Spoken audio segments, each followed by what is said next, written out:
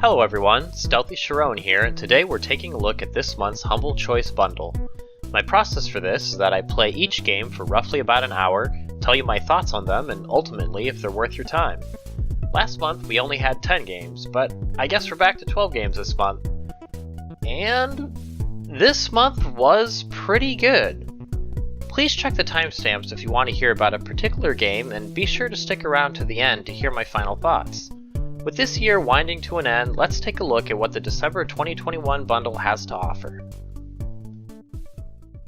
The first game on the docket is Voidigo, a roguelite action shooter title. It wouldn't really be a humble choice without a roguelite, right?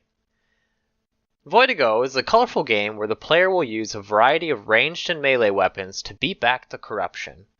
I actually thought many of the weapons were fun to use, and think there will definitely be a decent amount of enjoyment experimenting with them. My favorite so far has been the tennis racket. Other similar roguelite staples are the progression system between levels and some different characters to unlock. Also, there are different difficulty levels, which are nice for people who suck at these games like me. However, the most unique mechanic in Voidigo is their boss battles. As you cleanse the corruption in each area, you'll gain the ire of the world's boss, which will start appearing to hunt you down. You could choose to fight, but you can only fight until their health goes to a certain point until you cleanse more of the corruption. This decision of fight or flight was really fun because it makes the player think about where the fighting is taking place and if their character is powered up enough to take on the boss. Alternatively, if you manage to cleanse everywhere, then you can start hunting the boss down yourself and applying the pressure. That alone set this one apart for me compared to past roguelites we received in other bundles.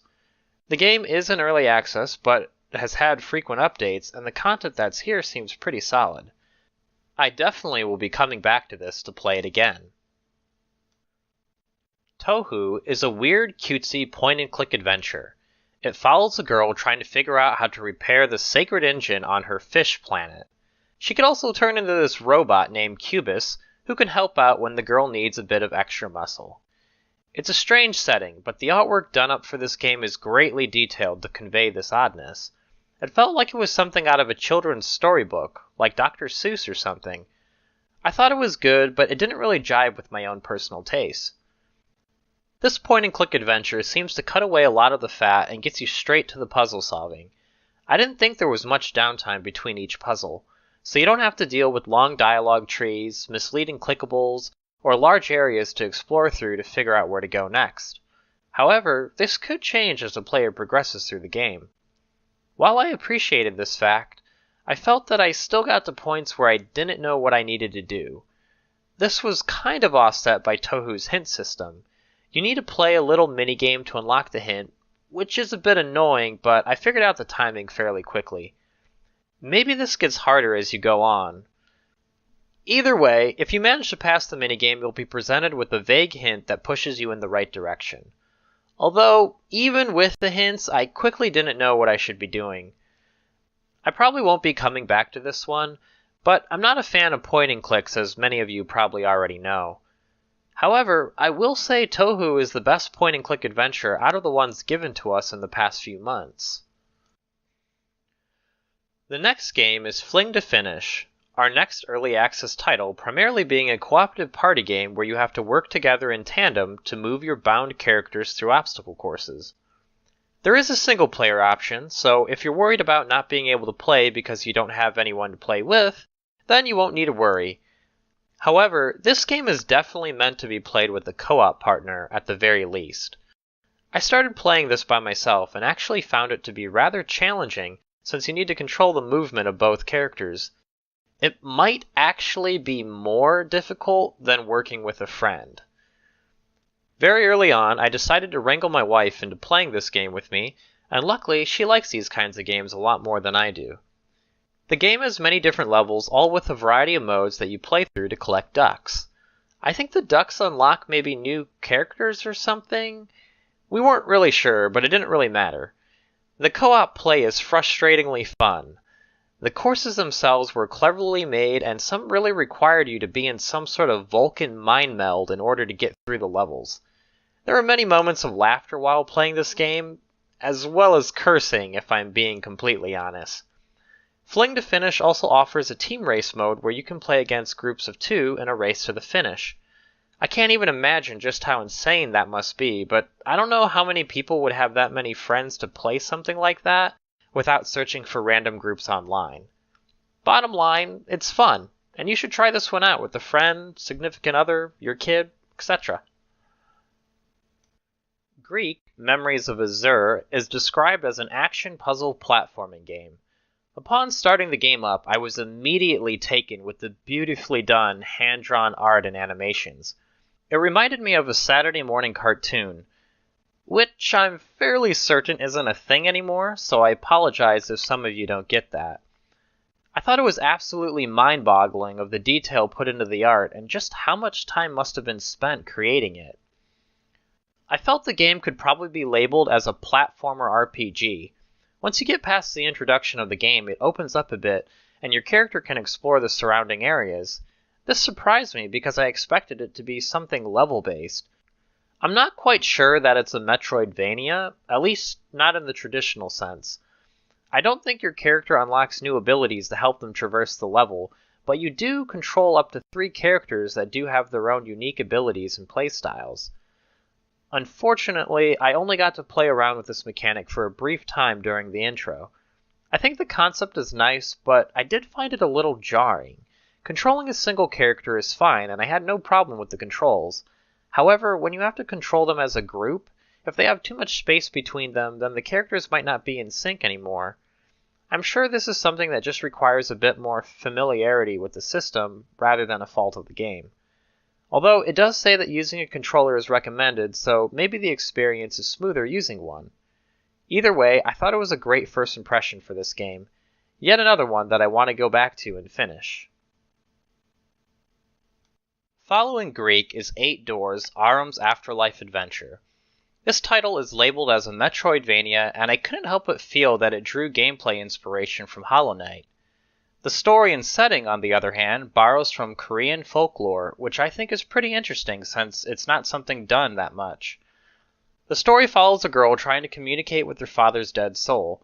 This has her traveling to purgatory and becoming a temporary guardian of death, while she makes her way through the waiting place before the afterlife. I thought this game was decent, but nothing special. The gameplay, while serviceable, felt slightly off for some reason. Wasn't sure if it was because the animations weren't as smooth, or maybe it was just timing on my part. It didn't feel as good to play this compared to Hollow Knight or Bloodstained. The game wasn't bad by any means, though. The art is very stylistic, and one that I just wasn't a fan of. I don't really care for the muted colors or the simplistic textures. Despite all this, I can see myself playing this game as I was interested in the setting. I'm a big fan of Metroidvania games, so I'm sure I'll come back to this one at some point. Next up is Lacuna, an investigation story game in a cyberpunk setting. Right off the bat, I was pretty impressed with the pixel art. I thought it did a lot to bring the setting to life and was very high quality visuals. Nothing hyper-realistic like Cyberpunk 2077, but hey, at least you don't have all the bugs. I thought the story was interesting. It's a bit hard to follow at first with the different planetary governments and trying to figure out why different factions hate each other. In time, though, I got more wrapped up with the murder mystery that has the player traveling to a bunch of different locations to gather clues, question witnesses, and working out problems that come up in the case. The player will have to make the right calls and choices that supposedly have an impact on the game's overall end. The sleuthing was really well done in this game. I don't know how well it is for people who really want to think through every aspect of the task at hand, but I think for a more casual player of these kinds of games, it's perfect. I felt like a detective tracking down the right clues to use in my investigation. There's also voice acting for various journal-like thoughts of the main character that were decent. I looked at my reflection in the glass and down at the layers of city below my feet. I wondered why I'd opened up to Kat about feeling weird at our old place. I didn't want her to think I still missed her. Maybe I did, because something still hurt when I saw her. I look forward to seeing how the main character develops with his career, his social relationships, and his view on the overall situation. This game was a pleasant surprise for me, and I look forward to finishing the story. The Survivalists is exactly as it sounds. It's a survival game that is set on a tropical island away from any modern civilization. You start the game off crash-landed on some forgotten shore, and then are set with the task of, well, surviving. It's a fairly straightforward concept as far as these games go. You collect resources to build tools, weapons, and better things for your camp, such as a place to sleep or a workbench to create more complex items. I wasn't a huge fan of their crafting tree, though.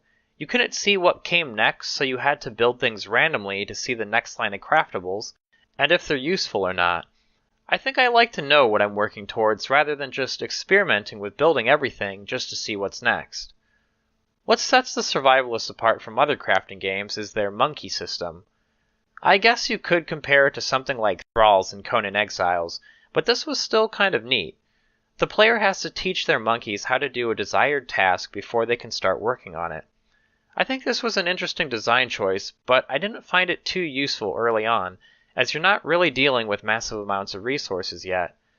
Also, you need to retrain your monkey every time you switch it to something else, so it was almost always faster just for me to do the set action myself. I can see this as being a useful system later on to offload monotonous tasks.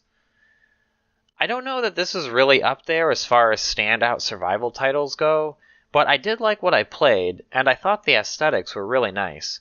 I'd come back to this one just to play co-op with my wife. Next up, we have Partisans 1941, a stealth tactics game set in Soviet Russia during the German invasion. You play as guerrilla fighters trying to harass German lines whenever possible, and make the local people's lives just a bit easier. The gameplay of Partisans is split into two levels, the tactics level and the base building strategy level. At the tactics level, you control a squad of resistance fighters and fight the Nazis. A lot of combat focuses on stealth and trying to set up ambushes to get the jump on them. Actually, at first, you're facing off largely against local German-controlled police set to weed out any resistance within the surrounding areas. But I imagine later on you'll probably go up against stronger German forces with superior weapons than your own, so stealth seems to be a key pillar of game design here. The strategy level of the game deals with building up your hidden base and making sure that everyone's morale stays up. This includes things like making sure your base is stocked with food and has appropriate medical facilities. It adds an extra layer when playing through missions because you could choose to steal from the locals at the cost of morale, which probably becomes more of an act of desperation later on in the game when your supplies are dwindling. I'm glad this game was in this month's bundle as I had my eye on it for a while. I'll definitely be returning to Partisans probably in the near future. Dial back about 20 years to get us to the setting of Beyond the Wire, a World War I multiplayer shooter. If I were to put this on a scale of realism, I'd say it's probably leaning towards the realism side of things like Verdun, rather than the arcadey feel of Battlefield 1. The graphics are nice and have a good attention to detail to really recreate the trenches of World War I. I only played a couple maps, but both seemed to be well crafted. I think the sound design was even better though. The sound of artillery firing off for your rifle was great and had an impactful feeling.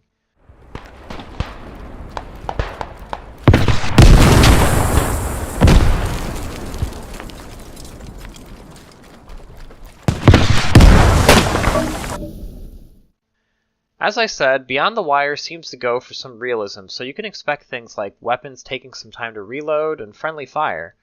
I also found it a bit difficult at first to discern who was an enemy because I needed to pay attention to uniforms rather than a glaring indicator, as is usually the case in other shooters. In addition to that, there are set roles to play during a match that specialize in different things, such as a medic, officer, or a grenadier. I actually liked how it gave a penalty for the respawn timer if you were too far away from your squad leader, which forces players to stay and work together, which is something I'd like to see more of in the Battlefield franchise. Now, you might be thinking how all this sounds great, or maybe you're not. But either way, the biggest drawback this game has is the lack of people playing. Now, I'm living in Japan, so I'm probably not playing at peak times, but when I got on, there was only one server that had about 50 people playing. Steam charts show a 117 player peak in a 24-hour period as of December 11th, which isn't good since it was in this bundle. I think it's a shame that it isn't being played more because it seems like a good game. I'd come back to this if the devs introduced somewhat competent AI like in Verdun, or if it somehow got a miracle resurgence of players. Endzone, A World Apart, is a city builder set in a post-apocalyptic landscape. For reference, the gameplay is very similar to Banished, so if you like that game, then you'll probably like this. In Endzone, you build and grow a settlement out in the wastes. There are several things you'll need to manage for your colony to thrive, such as food and water. As you progress, you'll need other things such as medicine, teachers, and better ways to decontaminate your food that is under constant threat of radiation. And of course, what post-apocalyptic game would be complete without the threat of unruly bandits trying to steal your stuff? As you grow, you'll need to plan your defenses accordingly if you want to defend yourself, or maybe just give in to their demands and pay the tribute cost. Later on, the player will develop expedition posts that can scout out nearby areas to check for supplies. I really like this feature because these areas were all within the same map rather than zooming out to some world map view. I thought this did a good job to ground your settlement in the world. However, all these insights were taken from the tutorial. If there was one thing I wish the game did better, it would be to make the tutorial into a series of missions that build off one another, introducing new mechanics. It took me 2 hours just to finish the tutorial, and by the time I finished, I knew there was no way I'd remember a lot of what was thrown at me. But the fun of this game probably is the constant restarting after dying and reassessing your strategy from the last run. From what I could tell, this felt like a fun city builder. I'll give it another go in the future when I'm feeling like something a bit different from what I usually play. Mordhau is a multiplayer medieval combat game concentrating largely on melee fighting. This is one of the rare times that I actually owned this game before getting it in the bundle. I got it on release and played it on and off casually over the last couple years. I think this is a game that is easy to jump into and play, but it's very difficult to master and get good. Anyone jumping in with no prior experience in these kinds of games will probably die a lot if you're anything like me. I think much of the player base is very experienced, so prepare for a long haul if you really want to make this your primary multiplayer game. The unique selling point of Mordhau over its obvious competitor, Chivalry, is the ability to create your own loadouts for their armor, weapons, and perks. You can create all sorts of characters like a heavily armored archer or a lightly armored fighter with a huge two-handed weapon. It allows for experimentation for what works best for your own playstyle. Mordhau is a pretty fun game and has a healthy population, so I don't think many should find it too hard to get a match. I think if you're already a player of Chivalry, then you might like Mordhau for the customization it offers. The last game is Maneater, which is a game about being Jaws and eating people, and other animals. The story presents itself sort of as a nature mockumentary along with some news footage of this famed shark hunter trying to hunt you down. I thought it was a good choice for the narration, especially since you are playing a shark. The game world is gorgeous, and I found it nice just to swim around and explore. It helps that the controls didn't feel stiff or awkward either. The gameplay is essentially Grand Theft Auto, but as a shark. If you make too much ruckus killing humans, then your threat level will increase, and bounty hunters will be sent after you. Eventually, a named bounty hunter will appear, and they're like a boss fight of sorts. As you progress, you'll get different mutations to add to your shark that can give them different abilities, such as electrocuting enemies with its bite. Besides that, the player's standard gameplay routes are to complete missions within an area, which are either kill X amount of things, kill one strong thing, or a bunch of collectible missions. This may sound lackluster to some, but I personally like things like this. When I play a game like Assassin's Creed, I find it meditative to go from one map marker to the next and doing some mindless thing. I think this is the kind of game where you probably know if you're going to like it or not just from watching gameplay. As for me, I like it and I want to come back to see how much more havoc I can cause. Okay, so we reached the end of the video, so let's wrap this up and see if this bundle is worth it or not. I based my rating solely on whether I thought the game was worth playing on about an hour or so of hands-on gameplay. Overall, this bundle is great, especially when compared to the last couple of months. But even on its own, I think there are still a lot here that people will probably like.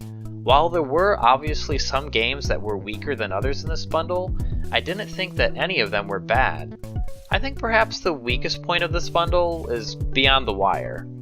I really hate to say it because it seemed like such a good game, but I wish that Humble Choice would stop giving us multiplayer games that are essentially dead. I understand the idea behind it is to revitalize the game, but it never seems to work that way. Maybe you see a small spike for the month, but that quickly drops back down. It's a shame, but I'd rather Humble use that slot for something worthwhile. Getting right to the recommendations, starting at the top, I'd say that Lacuna and Partisans 1941 were my favorites from this bundle. Lacuna had a compelling world and story, and with beautifully rendered pixel art to boot. I found myself incredibly pleased with this one and had to force myself to stop playing to get on with the review process. Partisans 1941 was a fun tactics game, and I really wanted to get further, especially when the hard decisions start rolling in. How do we fight this German patrol? Do we have enough food for the winter, or will people have to starve?